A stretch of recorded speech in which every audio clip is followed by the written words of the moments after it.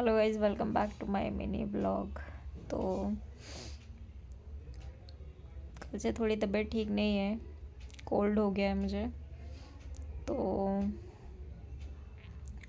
और भी चीज़ें मुझे कुछ बतानी थी कि मैंने भी पिछला वीडियो जो डाला था और आप लोगों ने बहुत सपोर्ट किया उस वीडियो को, सो थैंक यू। और इसके बाद यही है कि देखिए, अगर आप किसी की फ़िक्र करते हो, ठीक है, किसी को प्यार करते हो, स्पेशली ये चीज़ें ना हस्बैंड के लिए हैं, और अगर कोई रिलेशन में है एज अ गर्लफ्रेंड बॉयफ्रेंड, उसके लिए भी है कि आपको ना एक लड़की जो है या एक वाइफ जो है वो आपसे ये एक्सपेक्ट करती है कि आप उस चीज़ को ना शो ऑफ़ करो। शो ऑफ़ का मतलब ये नहीं कि दिखावा दिखावा नहीं। जैसे आप कहते हो कि हम बहुत प्यार करते हैं, बहुत फ़िक्र करते हैं, तो आप उस चीज़ को दिखाओ कि हाँ, मैं बहुत फ़िक्र करता हूँ, मुझे तुम्हारी बहुत चिंता होती है। छोटी छोटी बातों पर लड़ाई होती है, पता है आपको, कि आज आपने ये नहीं पूछा कि मेरा दिन कैसा गया, आपने ये नहीं पूछा कि मैंने खाना खाया है नहीं खाया। तो ना लड़कियों को और महिलाओं को ये मैटर नहीं करता है उनके लिए कि आप कितना उन्हें फाइनेंशियली सपोर्ट कर रहे हो या उन पर पैसा खर्च कर रहे हो। उनके लिए मैटर करता है कि आप उनके लिए जो है इमोशनली स्टैंड करो, आप उनकी हर चीज़ को सुनो, समझो, देखो। जिस वक्त वो आपसे बात करना चाह रही हैं तो आप उनसे बात करो। सिर्फ ये नहीं कि वो बोल रही हो आप सुनो, नहीं, सुनना नहीं है, सुनना भी है, सुनकर समझना है, क्रॉस क्वेश्चनिंग करनी है कि क्या बात हो गई, अब हमें क्या करना चाहिए।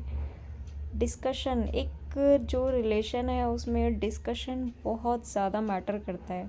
क्योंकि देखिए, दो लोग साथ में रह रहे हैं, ठीक है, तो फिज़िकली कब तक आप रहोगे साथ में, कब तक, 1 महीने, 2 महीने, 3 महीने, 6 महीने, साल भर। लेकिन एक टाइम ऐसा आता है ना कि आपको इमोशनली कनेक्टेड होने की ज़रूरत होती है, ठीक है, बीच में आपकी कम्युनिकेशन होना चाहिए। तो जो कम्युनिकेशन जितना ज़्यादा स्ट्रॉन्ग होगा ना, वो उतने ज़्यादा लंबे समय तक टिकती हैं चीज़ें।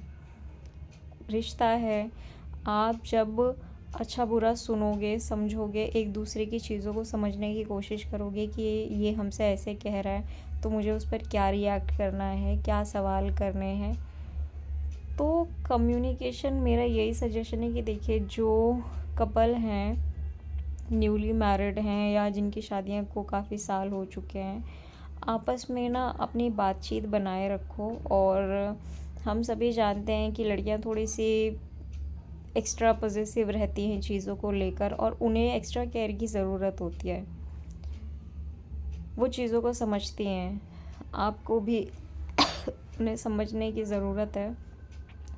आप आ रहे हो ऑफिस से, हमें पता है कि आप ऑफिस से आ रहे हो, दिन भर के थके हारे हो, पर हम भी सुबह से इंतज़ार कर रहे हैं आपको चीज़ें बताने के लिए कि हस्बैंड आएंगे, उसके बाद हम बातचीत करेंगे। और हस्बैंड्स का मोस्टली क्या होता है, आते हैं, अपना खाना पीना खाया और अपना मोबाइल चलाने लगे।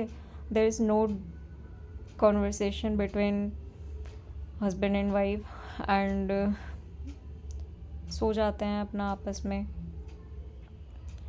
तो ये चीज़ें, जो साइलेंस है ना, ये धीरे धीरे दीमक की तरह लगती जाती है और रिश्ते को खाती जाती है। और फिर सुबह होती है, फिर हस्बैंड सोचते हैं अरे इसका मुंह बना हुआ है, इसकी आदत है, ये है वो है। आदत नहीं है। आप आए हो सुबह से, अपना रेस्ट करो, फ़ोन साइड में रखो, अपनी वाइफ से बात करो कि आपने मॉर्निंग से लेकर इवनिंग तक क्या किया। उससे पूछो कि आपने क्या किया।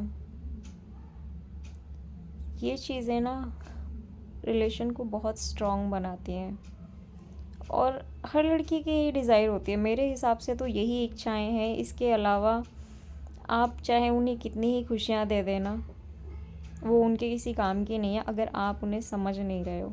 अगर आप आपस में कन्वर्सेशन नहीं कर रहे हो, कम्युनिकेशन आपकी स्ट्रॉन्ग नहीं है तो वो रिश्ता बेकार है।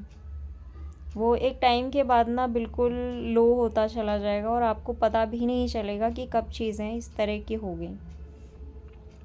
तो साइलेंस को जो है इग्नोर करें, स्पेशली फॉर मेन, कि साइलेंस अपने रिश्ते में ना रखें। जितना हो सके उतना कम्युनिकेट करने की कोशिश करें अपनी वाइफ से।